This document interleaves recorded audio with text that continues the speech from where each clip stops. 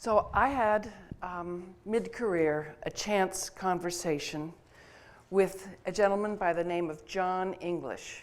And he was the head of the Ford Foundation Endowment Fund. He was in charge of hiring all the money managers and deciding strategies to earn a return that was better than the benchmark. Lots of pressure, a real thought leader, and I was an investment marketing consultant.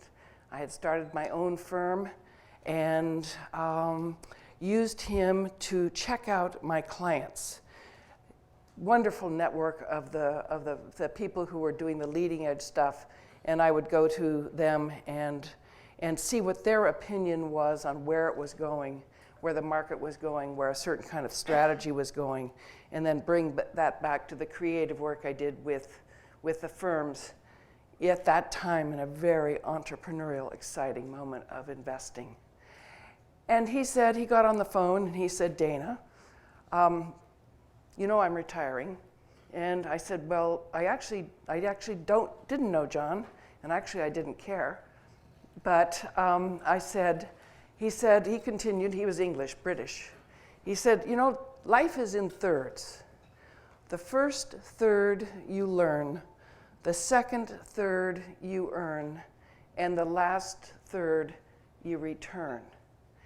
And it just plain stuck.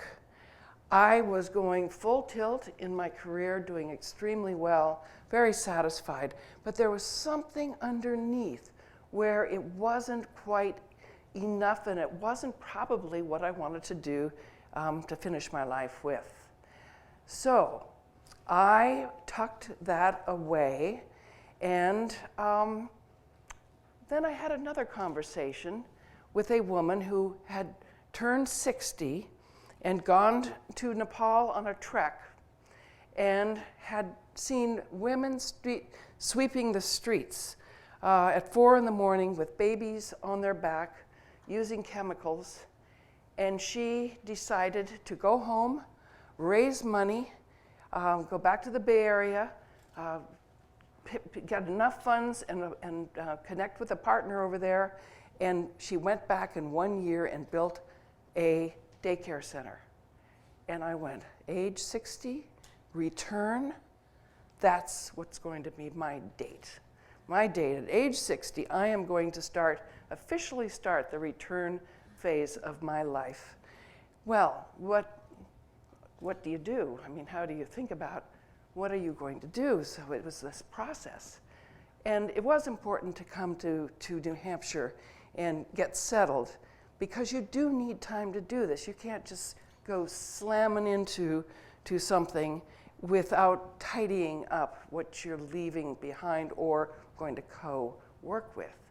And so all of a sudden it came to me. I am going to go to Africa. I'm going to find a village and start a micro-lending program. And it's the kind of thing where you wake up in the morning, you have a thought like that, and you go like, what? But it made sense, because in my learn phase, I had ended up going to a women's college and being the first woman to major in international relations, and my thesis was on Pan-Africanism. I had almost forgotten about that. And of course, my parents were shocked. They thought that I was safe in a women's college and not going to be thinking about things like Africa. And then in the micro-lending piece really fit too, because I was a woman entrepreneur. I had my own business and had done extremely well. I really believed that women entrepreneurs were something to invest in, and that's what microloans generally do. And so, the village. Well, you can't fly to Africa. And it makes you realize Africa is 54 countries. So I had to pick a country. Well, when I worked with the investment managers, they always did top-down indicators when they were picking a bottom-up stock. So I said, well, I'm going to do this in a very logical way. I'm going to decide what country is the right country for me to go to, and it needed to be safe, a good democracy, if there was a country like that, and speak English. And the obvious one to choose was Ghana. And so I had selected the country, and what did I need next? A village. Well, how in the hell do you find a village in a country you've never been to, where you know no one? And this is where creativity comes in. Well, you leave and you go there. I had a handful of contacts. I booked a flight, and I had George take me to exit 12 on 89, fly to Logan, bus to Logan, fly to Heathrow, and the most exciting flight of my entire life, where I'd booked a lot of miles in my business, going from London to Accra. And I had no one waiting for me at the other end. I had a few contacts, I had phone calls, phone numbers to make, phone numbers that I had, and 2 days later, I am in a village. I am in Pokwasi. The first call I made was to a gentleman who was the father of my trainer in New York. And he was half Ghanaian. And this trainer had called his dad and really pumped his dad up. Well, his dad had gone to this chief and said, this white woman is coming to this country and wants to help the poor people. And the chief said, well, let's make her comfortable here. And he had even found a place for me to stay with the only white person in the town. He felt I'd be more comfortable. And you can see we were, my first meeting was not too unlike a meeting in New York, and that is we had beer. We immediately brought out the beer. They kind of knew that I liked to drink beer, and things got relaxed. 2 weeks later, I went back to the chief and I said, Ni, that's what you call the chief, Ni, his name was Ni Adokwami III. And I said, I have decided to stay here. And he said, great, you will work through me. And I went, no, it's woman to woman, but I will keep you informed. And that's what I did. And so what does a town like this look like? What is poverty? Poverty is a word that is not helping people venture onto the international frontier. Poverty in Africa and other emerging countries is a very different animal. The living is tough. When you don't have anything, you're still in a mud hut, although that's getting more and more rare. You work all day selling goods on the street. The women have the brunt of the earning because it's an informal economy, and that means you can only sell to local people. You sell goods that you can buy, the produce. Do you notice how happy these people look?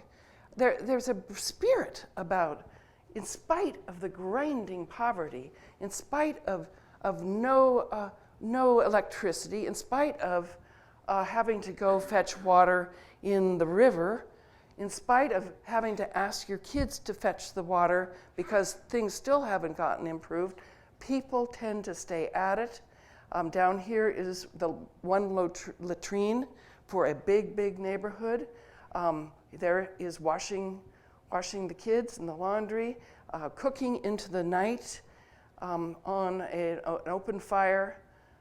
And this is the social safety net. If you can't do anything else, if you can't get along with people, if you can't sell to people, you go to the pit and break rock by hand. And so if there's no other way to make money, this is the social safety net in this country, in this town, Pokwasi. It's so shocking. You go up there and you hear the hammer beating. I do have a great story, though. This is one of our micro-lending clients. I cannot tell you, she is so sharp.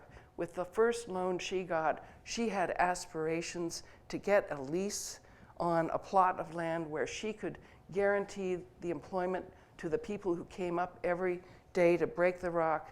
And she negotiated a contract with a cement maker, and an amazing woman signs her name with a thumbprint. So it's great to be in a place like this with these kinds of a tool like microlending and good news in Africa. So how do you run a women's trust? Where do you start? I had read Mohammed Yunus's book. You meet with the women, you hire an administrator. She was Mrs. Baidu, and we worked from her home. That was the office to start.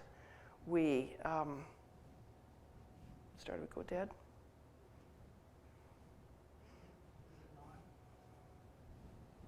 There we go. Thank you. We started growing. We increased the staff. They were local people who knew people in the community. There we go. Got an office in the central building, the one central building, for free. The town officials were now buying into what we were doing, our commitment. And you listen to the women, and the trick is you keep coming back. The mission that we have is to empower women and girls in one town, Pokwasi, Ghana, through microenterprise education and healthcare.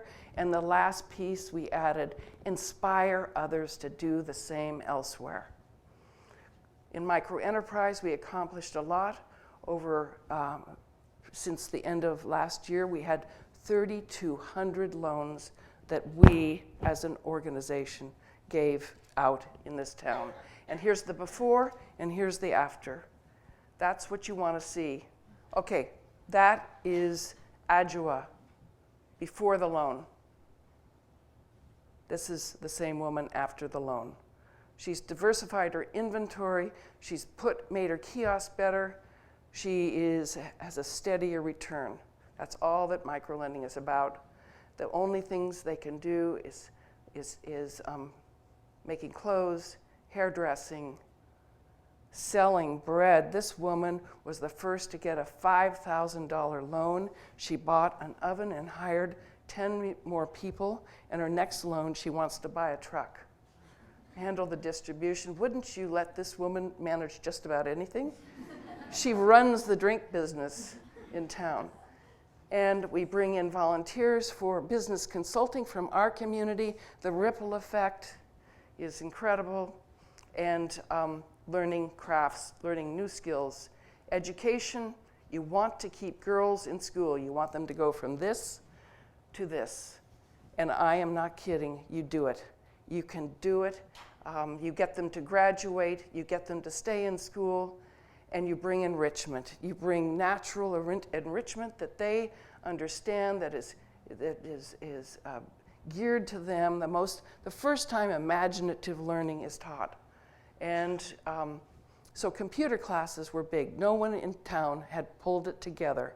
And so often it isn't what you bring. Yes, we hand-carried computers, but it's how you organize it. We had to find the room.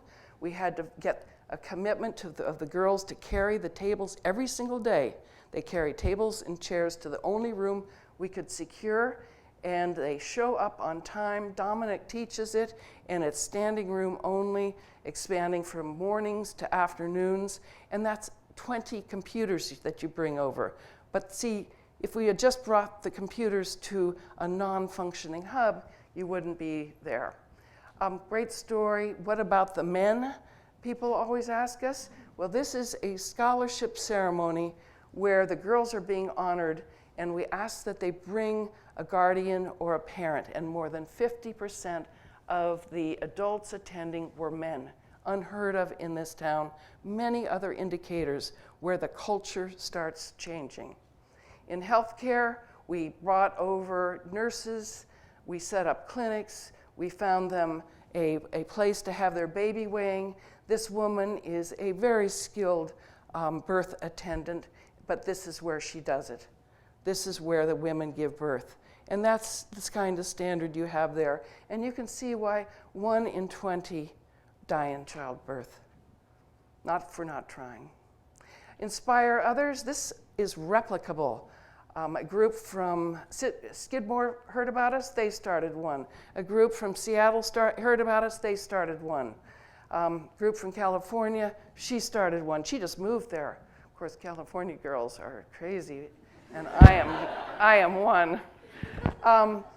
The characteristics of what we do, it's purposely small scale, it's personal relationships, entrepreneurial, measurable results. Everything has a contract.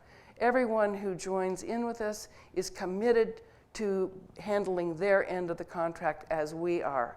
Agenda-free. So much top-down aid comes with agendas. We have none. It builds trust. It becomes their program. It becomes their ideas. And most important, it's bottom-up. Bottom-up means, just as with the chief, there's no layers. And you have an adaptable kind of control allowing for innovation. A gentleman came over. He's Mr. Bottom Up. His name is Bill Easterly. He teaches at NYU. He wrote a great book. And he, when I read his book, I said, this is what we're doing. I didn't even know. And he was calling it bottom-up aid. And I called him. He came over. And then he came over a second time. And he thinks what we're doing is right on. There's a lot of information he's written about us. But the topic I'm talking about today is the power of the overground railroad. And here's why I want to talk about that, is that there's a real problem that there can be 100,000 women's trusts. In fact, there really already are. Many, many people. I don't know if you know of people doing work in Africa and other places on the ground, and you go like, there's so many of you. I have people say, I'm confused. Why don't you guys join up? This doesn't seem efficient. They stay on the sidelines and they don't give you money. They do not connect because it doesn't seem clean enough. And what we have with the Overground Railroad, I think, is a way to talk about a rubric that puts all of us under this and makes it okay to be an individual on the ground committing to doing good. The term I really love because it harkens back to a wonderful day in our history, the Underground Railroad. And it really is getting people to safety. And the best way to share the American dream, to preserve the American dream, is to share it. I hope you guys will consider being a member of the Overground Railroad when you get to your return phase of life. Thank you.